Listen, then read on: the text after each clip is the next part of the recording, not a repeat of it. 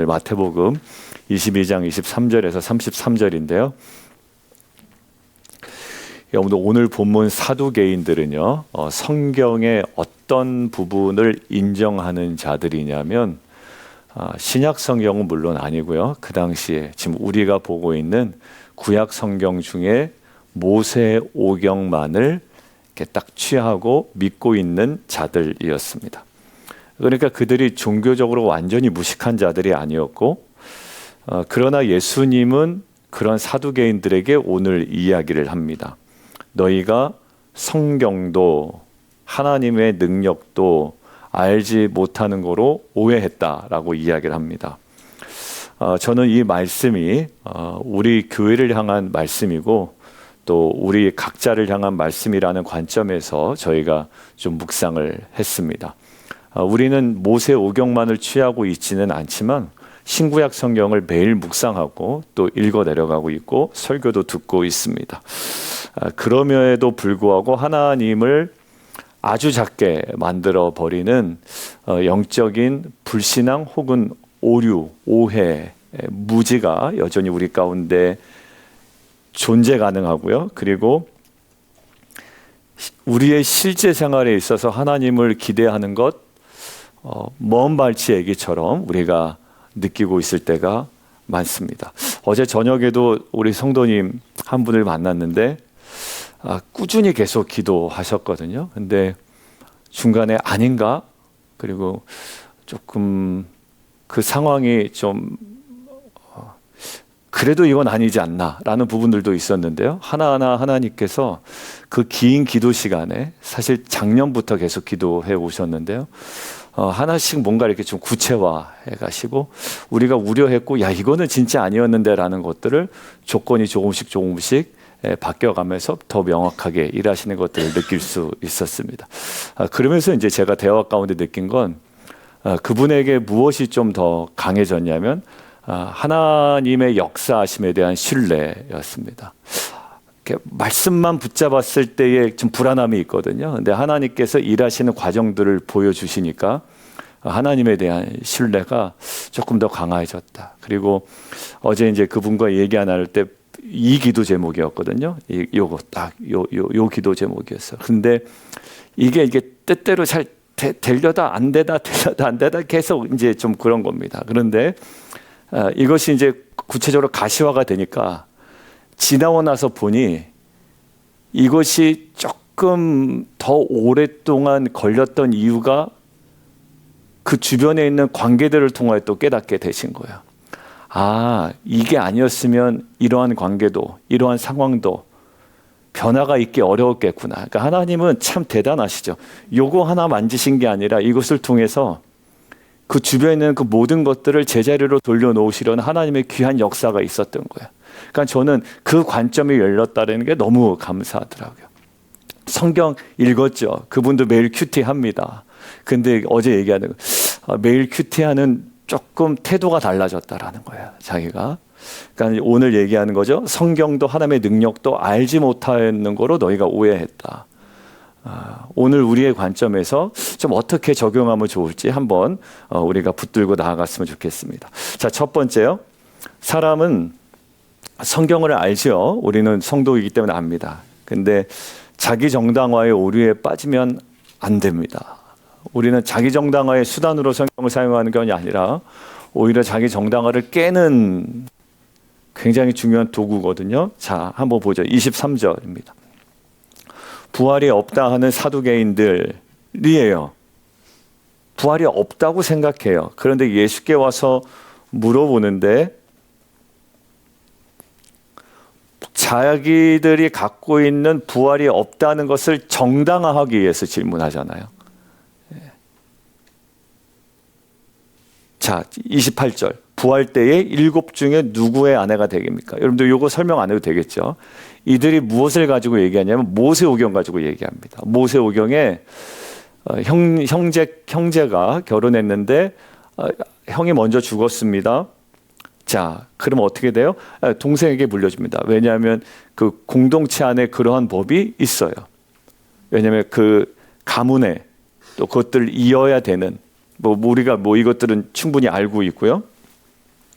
자, 모세오경만을 인정하는 굉장히 자기 나름대로 귀족 중심이고 엘리트 중심이거든요. 성경을 잘 안다고 이야기했고, 사도행전 23장에 보면 사두개인들이 또 나오는데요. 거기서도 부활도 믿지 않고 천사도 인정하지 않고 영도 인정하지 않아요. 칼슨이 뭐라고 그러냐면 사두개인들이 부활을 부인한 이유에 대해서 모세오경만을 주된 권위로 여겼고, 그 안에서 자신들이 보기에는 무엇을 발견하지 못했냐면 부활 교리를 발견하지 못한 거예요. 그러니까 막 뭐 여러 가지 이유가 있겠지만 모세오경 안에 부활이 없다라는 거죠. 그러니까 이 사람들은 성경을 버린 사람들은 아닙니다. 나름대로 성경을 손에 들고 있었던 사람들이에요. 그냥 묵상하던 사람들이었고, 우리로 따지면 매일 읽고 있는 사람들입니다. 그런데 문제는 뭐냐면 성경을 읽을 때 하나님의 뜻을 들으려 하지 않고 자신의 결론을 정당화하는 방향으로 읽고 있었다라는 거예요. 저와 여러분도 똑같습니다. 그죠? 그러니까 신명기 25장에 나오는 그 계대 결혼법, 그래서 형이 자식 없이 죽으면 동생이 형수를 맞이해서 가문을 잇게 하는 그 율법. 근데 이제 그 율법을 가지고 무엇을 얘기하냐면 극단적인 예를 하나 만들어 버리죠. 어제도 얘기했죠. 질문의 의도가 극단적인 예를 가지고 질문하는 경우에는 악해요. 그죠? 그 모든 질문의 의도가.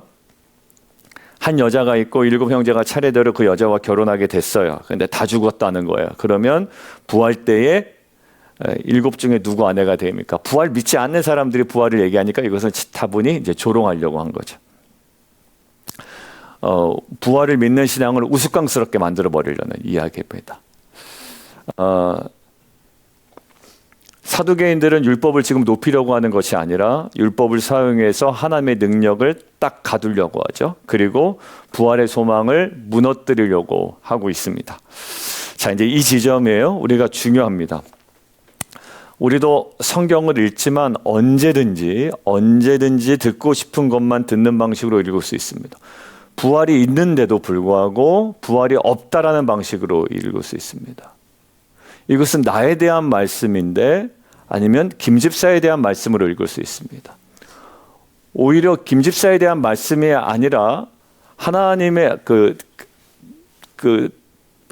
맞죠? 예, 나에 대한 말씀인데 다른 사람들에게 적용합니다. 그리고 그것이 또 거꾸로 될 수도 있습니다. 언제나 듣고 싶은 것만 듣습니다.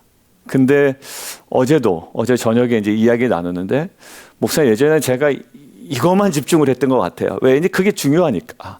비즈니스면 비즈니스, 아니면 자녀 교육이면 자녀 교육. 이게 중요하니까 이것에만 집중해서 기도를 했는데, 그러다 보니까 모든 묵상을 다 그쪽으로 가져가더라는 거예요, 자기가. 근데 지나고 나서 보니까 하나님 일하신 게 그게 아니었네요 라고 어제 얘기하는 거예요. 제가 비즈니스를 해서 기도했고, 뭐 자녀를 위해서 기도했고, 아니면 그 부부 관계를 위해서 기도했는데, 나중 보니까 하나님 일하시는 게 그게 아니었네요 라고 이제 이야기를 하는 거예요. 여러분들, 본문이 나를 꺾지 않았으면 좋겠다고 생각합니다. 근데 본문은 때로는 너 좀 꺾여라 라고 이야기할 수 있어요. 조 목사는 하나님, 내가 지금 하고 있는 목회가 맞잖아요. 좀 지지해 주세요라고 제가 받아들일 수 있습니다. 근데 하나님은 계속 야, 그거 바꿔야 된다. 너 수정해야 된다. 더 낮아져야 된다라고 이야기할 수 있죠. 그러니까 나는 나를 정당하기 위해서 성경을 보고 묵상을 하고 심지어 설교까지 하는데 하나님이 거기서 멈추라고 이야기하는 거예요. 네가 성경도 알지 못하고 하나님의 능력도 알지 못하고 하나님이 널 통해서 무엇을 하려는지도 알지 못하니 이게 하나님 나라가 지경이 넓어지기는커녕 계속 좁아지는 거예요. 왜? 자의 정당화된 그 신학 안에서 계속 머물기 때문입니다. 그러니까 뭐가 없어요? 부활도 없게 돼버린 거예요. 이렇게요. 한번 예를 들어보세요. 하나님은 용서하라고 하고 화해하라고 하고 잘못했다라고 고백하라고 이야기하는데 계속 성경에서 자기 받은 상처만 자꾸 이야기하는 거예요. 상처받은 인물들, 외로워도 슬퍼도 뭐죠? 나는 안 울어. 들장미소녀 캔디식으로 신앙생활을 하는 분이 있어요. 성경은 너 좀 바꾸라고 하는데 나는 항상 외롭고 슬픈 사람이고 나는 그래서 위로받아야 되는 사람이고 나는 항상 그냥 교회에서 가장 어려운 지점에 가 있는 사람이에요. 아니야, 거기서 좀 나오라는 거예요. 너 정당화하는 신앙으로 성경 좀 보지 말라라는 거거든요. 그럼 뭐가 없어요? 부활이 없어요. 이게 얼마나 무서운 일입니까? 교회가 한 몸이라고 말씀하시는데 우리는 교회를 내 취향과 내 편의 중심으로 판단해요. 그리고 성경을 이제 안다고 생각할 수 있죠. 여러분들 요한복음 5장에 뭐라 나와 있냐면 성경을 연구하던 유대 종교자들에게 이렇게 얘기합니다. 성경이 곧 내게 대하여 증언하는 것 근데 너희가 알지 못한다라고 해요. 성경은 나에 대해서 이야기하는데 너희들은 딴 데가 있다라는 거예요. 성경은 너 좀 바꾸라고 하는데 너는 딴 데 가 있다. 성경은 나에 대해서 얘기하는데 너는 나를 보지 못하고 딴 거를 본다. 내가 가르쳤더니 너는 저 가리키는 달을 바라보지 않냐고 뭘 바라본다? 손가락 끝만 계속 바라보고 있다라는 거죠. 성경은 하나님 나라를 이야기하고 있는데 너는 계속 너 잘 되는 것만 계속 꿈꾸고 있구나 이렇게 얘기하는 거예요. 그러니까 결국 하나님 나라는 없어요. 그 인생에. 결국 뭐가 있죠? 아유 우리 자식 잘 되면 너무 감사하는 것이고 그냥 딱 나의 유익에만 갇혀 있는 겁니다. 하나님은요. 하나님의 일하시면 하나님 나라라는 관점이죠. 여러분들 우리 교회가 큐티를 잘 붙들고 가고 있어요. 예배를 소중히 여깁니다. 양육과 훈련을 사모합니다. 그런데 그렇기 때문에 더 조심해야 되는 거예요. 저와 여러분이. 말씀의 언어는 익숙한데 말씀 앞에서의 떨림이 사라질 수 있습니다. 그러니까 제가 제일 무시무시하게 여기신 분들이 신앙생활 오래 했는데 나는 압니다라고 얘기하신 분들이죠. 자기 정당한테 다 써요. 그래서 저 내버려 두십시오. 얼마 전에도 이야기하니까 저 내버려 두라는 거예요. 다 아니까. 제가 때가 되면 잘하니까 내버려 두라. 그러니까 요즘은 그냥 제가 내버려 둡니다. 괜찮습니다. 그러니까 한 분도 오서 얘기하시라고. 목사님 제가 얘기했는데 약간 좀 저기 합니다. 그래요. 그래서 집사님 내버려 두세요. 그냥 두세요. 그리고 기도만 하세요. 기도만. 큐티 나오기 싫다 그러면 그냥 내버려 두시고 옛날 같으면 그냥 막 그랬을 텐데 근데 내버려 두시고 텐트도 그냥 기도만 하시고 일단 지금 시즌은 그래야 될 때 같아요. 그래서 여러분들 우리는 여러 가지로 분주하고 많이 바쁘고 또 명분도 있고 또 안다고 이야기하지만 뭐예요? 성경도 알지 못하고 하나님의 능력도 알지 못하여 오해하는 신앙으로 가지 않았으면 좋겠습니다.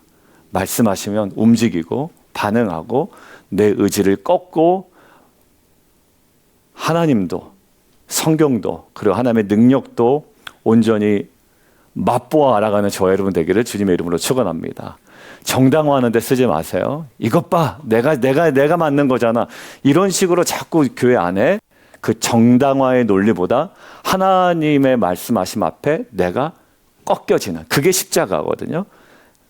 저도 맞잖아 성도님들. 조 목사 말이 맞잖아요 라는 식의 설교보다 하나님 말씀 앞에 저도 꺾입니다. 여러분들도 꺾입니다. 우리는 무너지지만 하나님이 높여집니다.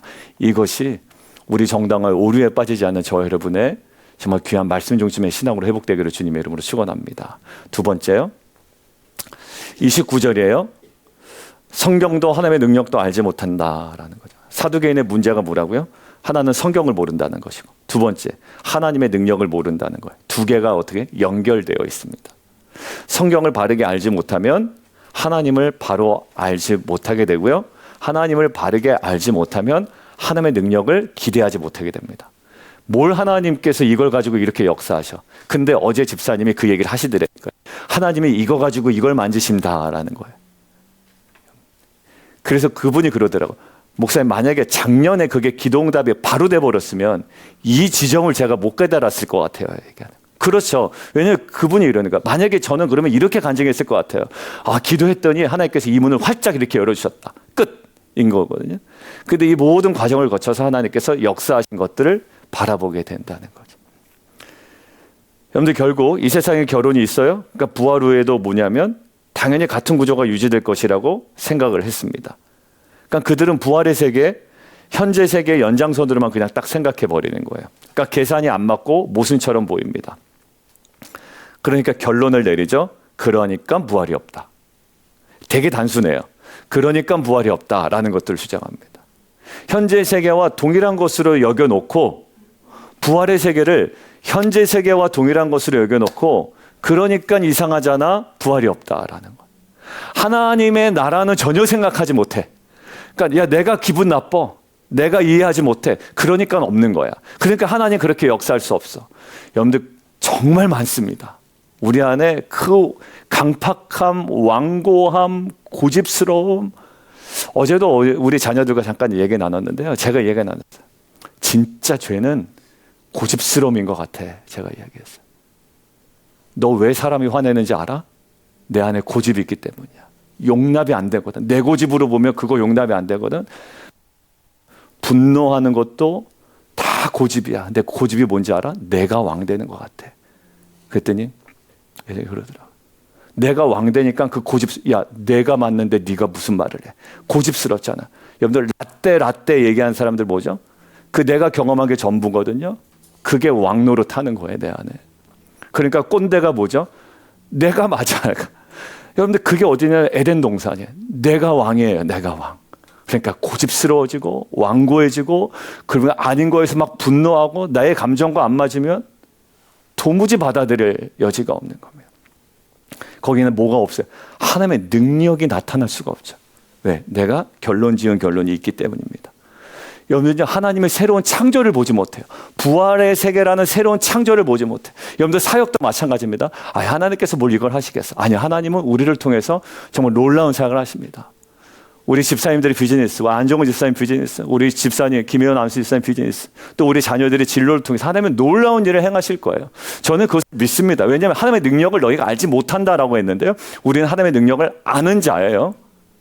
맨날 나는 이러다 끝나지 않을까? 평생 이렇게 살다가 하지 않을까? 여러분들 우리 남성들끼리 나누다 보면 그런 어떤 한탄을 할 수밖에 없어요. 왜냐하면 현실은 바뀌지 잘 않으니까요. 근데 저는 거기서 뛰어넘는 은혜가 있기를 원합니다. 왜? 말씀을 알고 하나님의 능력을 알고 하나님의 세계를 알고 새로운 창조를 알면 부활도 있는 것이고요. 그 이후에 하나님께서 펼치실 놀라운 세계가 분명히 우리 가운데 있는 줄 믿습니다. 우리 자녀 위해서 기도할 때도 그래요. 지금 대학생이고 이제 직장 사회 초년생이지만 이들을 통해서 하나님 하실 일 놀랍습니다. 왜냐하면 그들을 부르신 분도 하나님이시고 그들에게 생명 주시고 그들에게 마음의 소원을 주시고 넘치도록 능히 더하신 하나님의 역사를 우리가 알기 때문인 줄 믿습니다. 사두개인들은요 전제를 딱 잘못 잡았어요. 여러분들 우리 안에 있는 게 있습니다. 그 사람 안 변할 거야. 우리 가정 너무 멀리 왔어. 우리 부부 아니야 이건 쉽지 않아. 그리고 미국 이 시대가 이런데 다음 세대가 무슨 소망이 있냐? 아니요. 우리는 끝까지 소망을 붙들고 가야 되는 공동체인 줄 믿습니다. 왜? 성경을 알고 하나님의 능력을 알기 때문에 그렇습니다. 여러분들 우리 안에 하나님의 능력을 현재 우리의 조건으로 끌어내려는 불신앙이 심어 있는데 여러분들 이것은 괜찮아요. 우리만 있는 게 아니었어요. 누구도 있었나요? 아브라함도 있었어요. 아브라함이 뭐라고 그래요? 나이가 많은 아브라함에게 너 아들 낳을 거야 그랬더니 아니요 누구예요 그 이름? 우리 집에 있는 걔를 통해서 하나님 하실 겁니다 라고 이야기하잖아요. 그 아이가 누구죠? 아무튼 그 아이.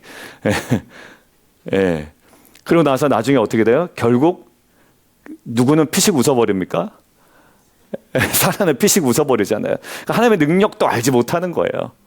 자, 이게 믿음의 조상 아브라함의 그때 모습이었고 그 사라의 그때 모습이었어요. 근데요, 그렇대한 사람들을 열방의 아비와 열방의 어미로 세우시잖아요. 결국 나이도 아니었고 상황도 아니었습니다. 하나님을 어떤 분으로 알고 있느냐의 문제예요. 여러분들 열왕기사 6장 보면 엘리사의 사원이요 적군을 보고 두려워하죠. 그런데 뭐라고 얘기합니까? 눈에 보이는 현실이 전부였기 때문에 당연히 그런 건데 엘리사는 뭐라고 기도해요? 눈을 열어 보게 하여 주옵소서. 지난주 금요성령 집회 세 번째 대지가 뭐였냐요? 하나님 뭐에 대해서 우리가 눈을 열어달라고요? 하나님의 능력에 대하여 우리가 눈을 열어달라고 이야기했잖아요. 그리고 능력을 구하는 기도를 우리가 해야 된다고 그랬죠. 하나님의 능력이 있으시니까 당연히 하실 거야 라는 데서 멈추면 안 됩니다. 공동체를 세우는 기도는 그러니까 하나님의 능력으로 역사하여 주시옵소서라고 우리는 반드시 기도해야 됩니다. 오늘도 얘기할 거지만 에스겔서 36장 내가 분명히 행할 거야. 근데 너희는 반드시 구하여 할지니라 라는 거예요. 여러분들 우리가 왜 이렇게 기도할까요? 하나님의 말씀에 기도 신학이 그렇습니다. 우리가 그럼 끊임없이 기도하게 하십니다. 그냥 하나님의 능력이 있으신 분이니까 우리는 그냥 가만히 있어서 되는 존재가 아니라 우리는 끊임없이 기도해야 되는 존재예요. 여러분들 결국 교회적으로 그렇습니다. 여러 사회 감당하고 관계를 세우고 다음 세대를 품는데요. 또 지역사회를 우리가 품고 나아갑니다. 근데 모든 과정 사람의 계획만으로 가능하지 않습니다. 믿음 없이 논의할 수 있고요. 우리는 기대 없이 준비할 수 있어요. 그리고 실제 교육과 양육을 진행하면서도 실제로 성령의 역사에서는 너무 작게 생각할 수 있습니다. 내가 준비가 좀 덜 됐는데, 아니면 이것을 통해서 어떤 일이 벌어질까? 벌어집니다. 여러분들 정말로 어제 말씀도 나는 전혀 그런 의도가 아니었는데 어제 말씀을 통해서도 어느 가정에서는 이거 하나님께서 말씀하신 거잖아라고 이야기를 들어보니까 성령은 그렇게도 역사하시는구나. 여러분들 성경도 하나님의 능력도 알아가는 자가 되기를 원합니다. 여러분들 개떡같이 얘기해도 찰떡같이 진짜 개떡같이 설교해도 찰떡같이 성령께서 깨닫게 해주셔서 가정 안에 놀라운 역사와 확신을 심어주시더라고요. 여러분들 하나님의 능력을 우리 상식 안에 가두지 않았으면 좋겠고요. 그렇게 가두는 교회가 되지 않기를 원합니다. 그리고 사역도요. 어제 이제 칠드런 사역 저한테 말씀해 주셨을 때 그렇게 되기를 소망합니다라고 이야기를 해주셨어요. 금요일 날 이것을 통해서 더욱더 우리 엄마 아빠들이 더욱더 칠드런 엄마 아빠들이 더 참석을 하고 이것이 더 부흥이 되는, 또 아이들도 같이 오게 되고 기도의 능력을 그 현장에서 경험하게 되는 거죠. 우리 엄마 아빠가 이렇게 기도했구나, 우리 교회가 이렇게 기도하는구나. 그래서 영적인 기폭자가 되기를 주님의 이름으로 축원합니다. 하나님께서 우리에게 말씀하실 때 너희는 성경도 알고 하나님의 능력도 제대로 하는 교회다, 이런 좀 칭찬받는 저와 여러분이 이미 된 줄 믿습니다. 세 번째요. 여러분들 31절 32절인데요. 32절 한번 읽어보세요. 이게 그리고 어느 성경에 나와 있나요? 모세오경이에요? 아니면 모세오경 밖에 있는 내용입니까? 모세오경 안에 있는 내용. 그러니까 예수님께서 모세오경만을 믿는 자에게 모세오경 보니까 부활 없던데? 라고 하는 자에게 모세오경을 통하여 부활을 얘기하시는 거예요. 예수님 센스가 그냥 아주 그냥 끝장납니다. 자, 출애굽기 3장 모세가 떨개나무 앞에서 하나님의 부르심을 받는 장면이거든요. 자, 자신을 이렇게 소개합니다. 그때 나는 아브라함의 하나님, 이삭의 하나님, 야곱의 하나님이다, 이렇게 얘기하죠. 자, 여러분들 이 표현을 가지고 사두개인들을 반박하는데, 왜냐하면 많은 칼슨이나 많은 학자들이 여기에 주목해요. 여기 왜 주목하냐면 시제가 뭐라는 거예요? I was가 아니라 굳이 얘기하면 I am이라는 거예요. I am. 시제가 나는 그들의 하나님이었다라고 하지 아니하고 굳이 구체적으로 번역하면 나는 그들의 하나님이었다가 아니라 나는 그들의 지금도 하나님이다라는 거예요. 복음주의 학자들이 여기서 예수님의 논증이 단순히 문법적인 그냥 장난이 아니라는 거예요. 언약의 현재성, 요거는 표현을 가지고 계십니다. 언약의 현재성. 언약은 지금도 살아 있습니다. 언약의 현재성에 대한 선언이라고 설명합니다. 결국 칼슨도 이렇게 얘기해요. 예수님께서 언약의 현재성에 근거하여 하나님과 족장 사이의 관계가 어떻게 끝나지 않았다, 지금도 유지되고 있다는 것을 우리에게 드러내신다고 이야기합니다. 그러니까 아브라함도 죽었고 이삭도 죽었고 야곱도 죽었지만 그 하나님과 맺어진 언약 관계는 죽음으로 끝나지 않는다. 하나님은 살아계시고 하나님과 맺은 언약도 살아있고 지금 누구도 살아있다. 아브라함도 살아있고 이삭도 살아있고 야곱도 살아있다. 부활의 그 교리 안에 이것들을 분명히 품고 가는 예수님의 선언이라는 거예요. 사두개인에게 이렇게 얘기합니다. 너희가 부활을 믿지 못하는 것은 부활 교리를 몰라서가 아니라 살아계신 하나님을 제대로 알지 못하기 때문이다. 아브라함과 이삭과 야곱의 현재도 하나님이다. 여러분들 요셉을 한번 볼까요? 형들에게 버림받았죠. 그리고 노예가 되었죠. 그리고 억울하게 감옥에 갇혔습니다. 자, 사람 보기에는 요셉이 끝난 인생이잖아요. 끝난 인생이에요. 여러분들 우리 남편이나 아내나 우리 자녀 보면 어떻게 저렇게 살지? 그리고 제일 중요한 건 지금 현재 모습보다 개선될 여지가 안 보일 때, 그때가 이제 우리한테 절망스럽거든요. 왜냐하면 수십 년 동안 똑같단 말이에요. 그러니까 개선될 여지가 보이지 않을 때 우리가 너무 힘든 거예요. 근데 하나님은 끝난 자리에서 그냥 끝내지 않으셨다라는 겁니다. 하나님의 언약은요, 그 웅덩이에서, 감옥에서 멈추지 않고 계속 끌어갑니다. 여러분들 그 요셉에게 말씀하신 게 있고 보여주신 게 있거든요. 저는 이것들을 붙들고 가는 저 여러분 되기를 주님의 이름으로 축원합니다. 부활의 단순히 우리가 부활한다가 아니라 끝내지 않으신다라는 거예요. 아브라함의 죽음에도, 이삭의 죽음에도, 야곱의 죽음에도 돌아보니까 하나님은 그 모든 시간 속에 살아계셨고 역사하고 계셨어요. 아, 기도응답이 안 되나? 잘못 묵상했나? 이런 지점을 한 번씩은 통과하거든요. 근데 어제 집사님의 말씀이요, 아, 그래도 하나님이 일하고 계셨다. 아니, 더 크게 일하고 계셨다라는 거예요. 여러분들, 저는 이것이 작년에 우리 묵상했던 에스겔서 37장과 동일하다고 저는 연상이 됐어요. 사람을 보기에는 끝입니다. 왜요? 희망이 없고 생명이 없어요. 왜? 마른 뼈이기 때문에 그렇습니다. 그때 이스라엘 백성의 상태를 정확하게 나타난 게 마른 뼈예요. 삐쩍 말랐어요. 아무것도 없어요. 가능성은 찾아볼 수가 없어요. 근데 하나님 말씀하시죠. 이 뼈들이 능히 살아나겠느냐. 저는 이것이 부활의 핵심이라고 생각합니다. 이 뼈가 능히 살아나겠느냐라고 물어보세요.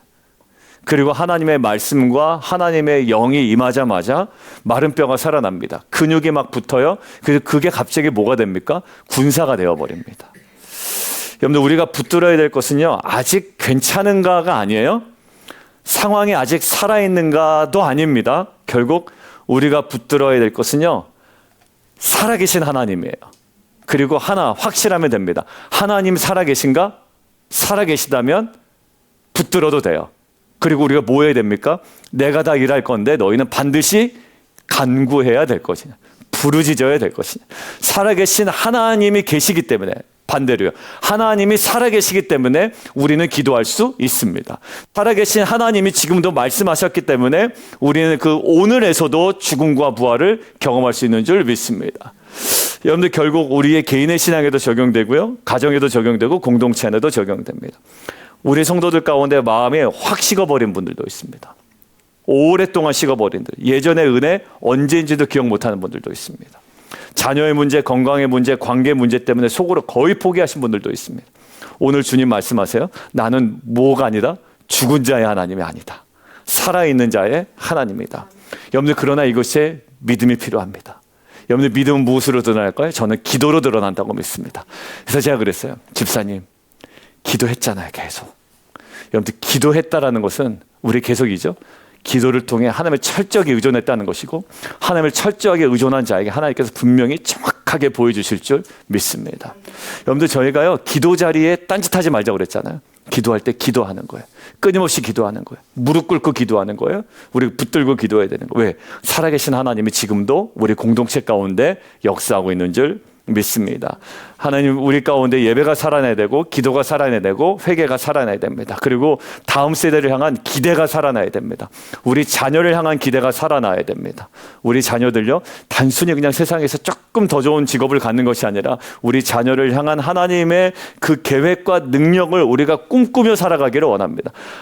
여러분들, 아브라함처럼 저한테 얘기하지 마세요. 아, 목사님, 그냥 우리 애 그냥 졸업해서 그냥 사랑구실에 했으면 좋겠어요. 그게 딱 아브라함이에요. 아유, 뭐 우리 집에서 기른 그놈 통해서 그냥 됐으면 좋겠습니다.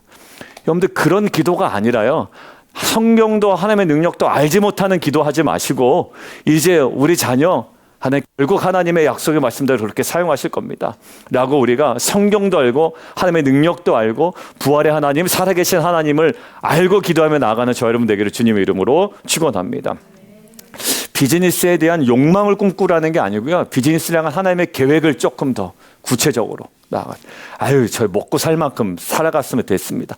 아니, 먹고 살 만큼은 되는데 하나님의 그 원대한 비전을 품고 나아가는, 정말 하나님께서 그것을 통해서 놀라운 일을 행하시는 그 비전이, 지금 하나님의 비전이 우리 마음에 기도로 계속 품어지고 열매 맺는 공동체 되기를 주님의 이름으로 축원합니다. 함께 좀 기도하겠습니다.